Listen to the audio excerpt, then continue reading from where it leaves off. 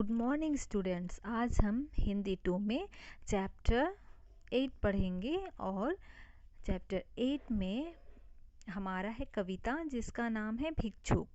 तो हमें भिक्षुक का पता तो है कि भिक्षुक किसे कहते हैं। हम जानते हैं कि जो सड़कों पर, गलियों में, किसी के घर पर या रेलवे स्टेशन, बस स्टैंड या गलियों में हमेशा घूमते रहते हैं और भिक्षा मांगते हैं, जिसे खाने के लिए कुछ नहीं रहता है। उनके पेट लटके हुए रहते हैं और हमेशा रोते हुए अपना भीख हाथ फैलाकर भीख दूसरों से मांगते हुए नजर आते हैं। तो हमें पता है कि भिक्षुक किसे कहते हैं। और प्रस्तुत कविता के लेखक, भिक्षुक प्रस्तुत कविता के लेखक हैं सूर्यकांत त्रिपाठी निराला जी। तो हम कविता जानने से पहले हम कवि सूर्यकांत त्रिपाठी निराला के बारे में उसका परिचय जानेंगे तथा हम संक्षिप्त परिचय आज हम भिक्षुक के बारे में जानेंगे कि प्रस्तुत कविता के द्वारा हमें कवि जी क्या बताना चाहते हैं कि भिक्षुक कविता उन्होंने क्यों लिखी है और भिक्षुक के बारे में क्या बताना चाहते हैं, उनकी क्या दशा होती है, क्या दर्द भरी कहानी है, उसको हम समझेंगे। तो सबसे पहले हम लेखक के बारे में जानेंगे जो सूर्यकांत त्रिपाठी निराला जी हैं। हम कविता तो पढ़ लेते हैं लेकिन जिसने लिखा है उसके बारे में हम कभी नहीं जानते हैं कि किस भाव से किसने लिखा है। तो आज हम कविता पढ़ने से पहले जिसने लिखा है तो हम कवि के बारे में संक्षिप्त परिचय जानेंगे कि इतने दर्द भरी जो भिक्षुक की कविताएं लिखी है, तो उन जो कविता लिखी है उस कवि के बारे में हम जान लेंगे। तो जीवन परिचय देखेंगे।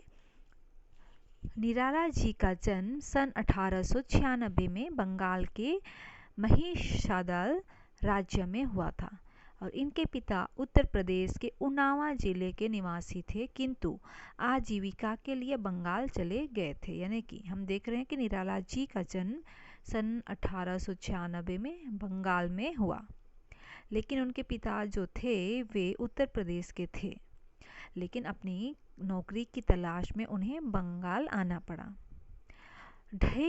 ढाई वर्ष की आयु में इन्हें माता की गोद से वंचित होना पड़ा और इसके पालन पोषण का भार पिता के कंधों पर आ पड़ा। तो हम देख रहे हैं कि निराला जी जब 2.5 वर्ष के ही थे तो उस समय उसकी माता की मृत्यु हो गई, तो उसकी पिताजी को ही आगे का जो भी पालन पोषण करना था।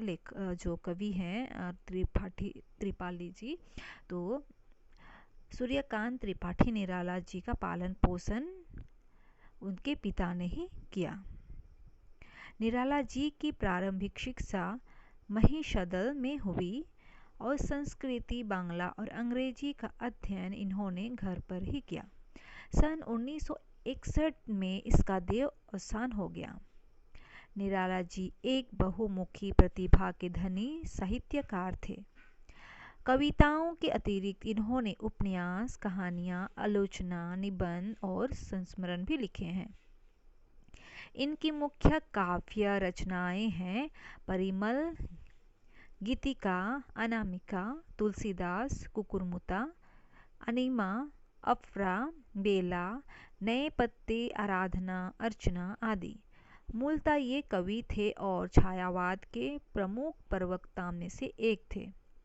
इनकी कविता में विषय की विविधता और नवीन प्रयोगों की बहुलता है।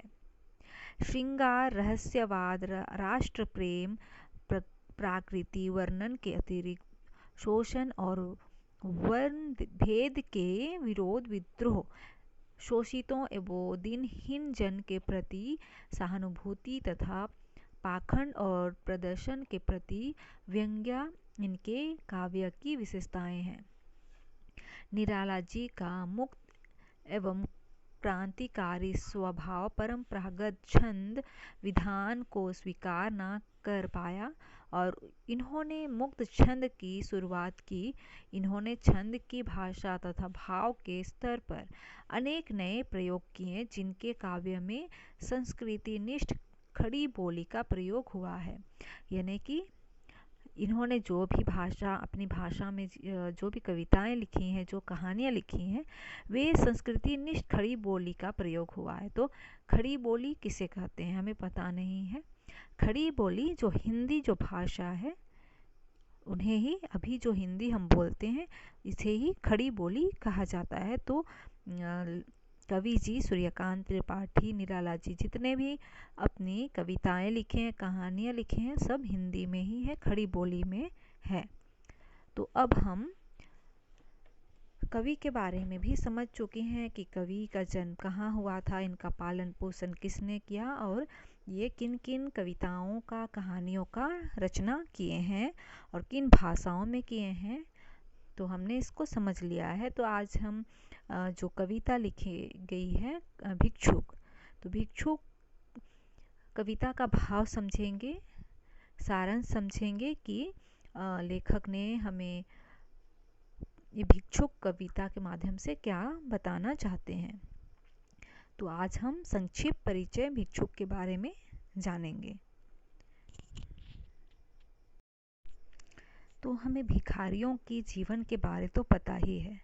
तो हम हमारे कविता भिक्षुक में दिए गए प्रस्तुत कविता के माध्यम से हम सारांश जानेंगे कि वह भिखारी अपने दुख को अंदर ही अंदर समीटे हुए, अपनी दीनता पर दुखी होता हुआ मार्ग में भूखी निगाहों से सभी को देखता हुआ चलता है। यानी कि हम हमेशा देखते हैं कि सड़कों पर, गलियों में अगर भिखारी गुजरा करते हैं तो हम देखते हैं कि अंदर ही अंदर समीटे हुए अपने दीनता पर दुखी होता हुआ, यानी कि हमेशा उन भिखारियों को दुखी ही देखेंगे कि अपने अंदर में ही वे कुछ सोचते हैं और दुखी होते हैं। और मार्ग में भूखी यानी कि रास्तों में भूखी निगाहों से लोगों को देखते रहते हैं कि कुछ उन्हें मिल जाए, कि कहीं से तो उसे भरपेट भोजन की प्राप्ति हो जाएगी। अन्न के अभाव में उसके शरीर का मांस सूख चुका है, इसलिए पेट तथा पीठ जुड़े हुए से लगते हैं। मुट्ठी भर अन्न को प्राप्त करने के लिए वह दर दर जाकर अपनी झोली फैलाता है। अपने स्वाभिमान को त्याग कर दीन भावना के साथ वह दुखी मन से मार्ग पर चलता जाता है। भिखारी के साथ उनके 2 बच्चे भी होते हैं जो बाएं हाथ से पेट मलते हैं और दाएं हाथ से भीख मांगते हैं। तो ये हम अक्सर देखा करते हैं भिखारियों के साथ क्या होता है और वे कैसे दूसरों के समक्ष हाथ फैलाते हैं और भीख मांगते हैं कि उन्हें एक मुट्ठी भी कुछ मिल सके और उसका पेट भर सके।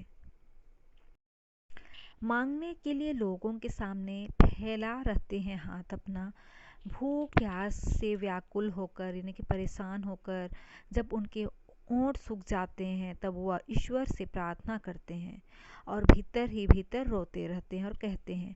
कभी वे किसी की जूठी पत्तल चाटते हैं और कुत्ते उनसे भी झपट कर पत्तल छीनने को तैयार रहते हैं। यानी कि जब ज़्यादा भूख लगती है उन्हें और उन्हें अगर मांगने से भी लोग उन्हें नहीं देते, हम देखते हैं कि जो लोग दयालु होते हैं वे भिखारी को सब कुछ देने के लिए तैयार होते हैं, लेकिन बहुत कोई ऐसे हैं जो भिखारियों को मांगते हैं तो धक्के मार देते हैं। तो अगर इस तरह उन्हें कुछ भी नहीं मिलता है तो ये भूखे रहते हैं और सड़क के किनारों में जो भी फेंका हुआ पत्तल रहता है, जो जूठा करके फेंका रहता है, उसे चुन चुन कर वे खाने लगते हैं जिससे कि उनके पेट भर सके। लेकिन क्या होता है कि कभी कभी उस जूठे पत्तल को चाटने के लिए वहाँ कुत्ते भी मौजूद रहते हैं और जब ये भिखारी एक एक चूर्ण यानी कि जो जूठे पत्तल से जो अन्न होता है उसे एक एक चुन कर रखते हैं, उन्हें भी कुत्ते छीनना चाहते हैं और झपट लेते हैं जिससे कि बेचारा भिखारी भूखे ही रह जाता है। उन्हें वह एक एक जो चूर्ण होता है अन्न का वो भी प्राप्त नहीं हो सकता है। तो कवि भिक्षुक के प्रति सहानुभूति प्रकट करते हैं और कहते हैं कि वह उसके दुखों का अपना लेंगे तथा उसे अभिमन्यु के समान अमर बना देंगे। यानी कि जिस प्रकार अभिमन्यु लोगों के लिए, यानी जो गरीब लोग हैं उनके लिए किस प्रकार अपने आप को दान किया, उस वैसे ही यहाँ कहते हैं कि अभिमन्यु के समान अमर बना देंगे। तो कवि जी भिक्षुक कविता क्यों लिखे हैं? कुछ खास मकसद होगा जिसके कारण से यह कविता लेखक निराला जी ने लिखा है। तो भिक्षुक कविता निराला जी की प्रगतिवादी रचना, जिसमें कवि भिक्षुक की दयनीय दशा को देखकर आहत हो जाते हैं। तो यहाँ पर समाज में जो भिक्षुक होते हैं हम देखते हैं, उसी प्रकार लेखक जो है कवि, उन्होंने भी देखा और जो उसकी जो दर्द है उसे बयां करना चाहा और उनकी दशा को देखकर आहत यानी कि दुखी हो उठते हैं, उनका मन फटने लगता है। भिक्षुक बहुत कमजोर हो गया है, लाठी के सहारे चलता है, उसके 2 बच्चे उसके साथ हैं जो किसी की दया दृष्टि पाने के लिए आतुर रहते हैं। भूख से बेहाल होकर वे चाट की दुकान के पास खड़े रहते हैं और ग्राहकों के लिए आतुर रहते हैं कि कोई भी वहाँ आए और खरीदने के लिए आए तो वे मांगे। भूख से बेहाल होकर वे चाट की दुकान के पास खड़े रहते हैं और ग्राहकों को आने के लिए देखते हैं कि कोई ग्राहक उस दुकान में आ जाए तो वे उनसे मांगेंगे।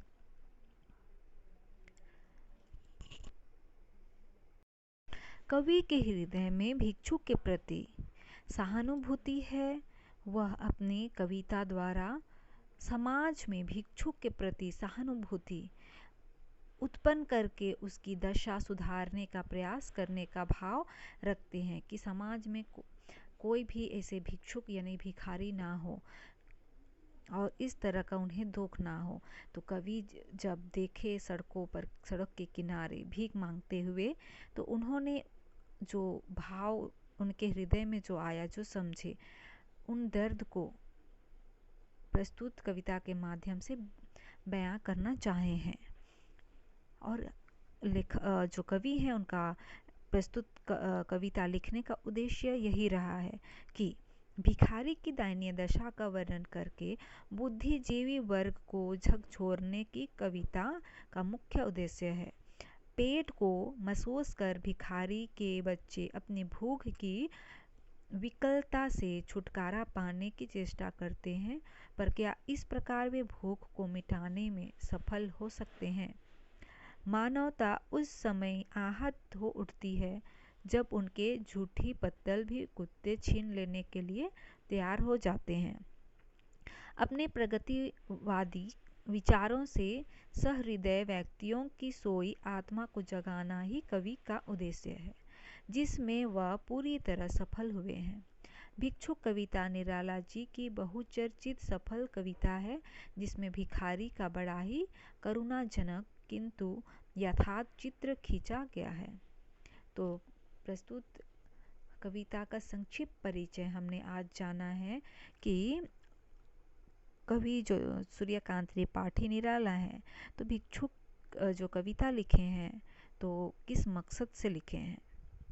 उन्होंने देखा, जिस प्रकार हम भी देखते हैं, उसी प्रकार कवि को भी उन भिखारियों की दशा देखकर, दयनीय दशा देखकर बहुत दुखी लगा, बहुत दुख हुए कि उन जो भिखारी होते हैं वे किस तरह से अपना पेट भरने के लिए दूसरों से भीख मांगते हैं और इतना कष्ट करते हैं, तब जाके उन्हें कुछ दाना मिलती है पेट भरने के लिए। तो आज हम इतना ही पढ़ेंगे और इतना ही समझेंगे। हम अपनी अगली कक्षा में हम भिक्षुक की जो कविता है उन्हें हम पढ़कर समझेंगे। तो आज हम संक्षिप्त में सारांश जाने और कवि के बारे में जाने हैं।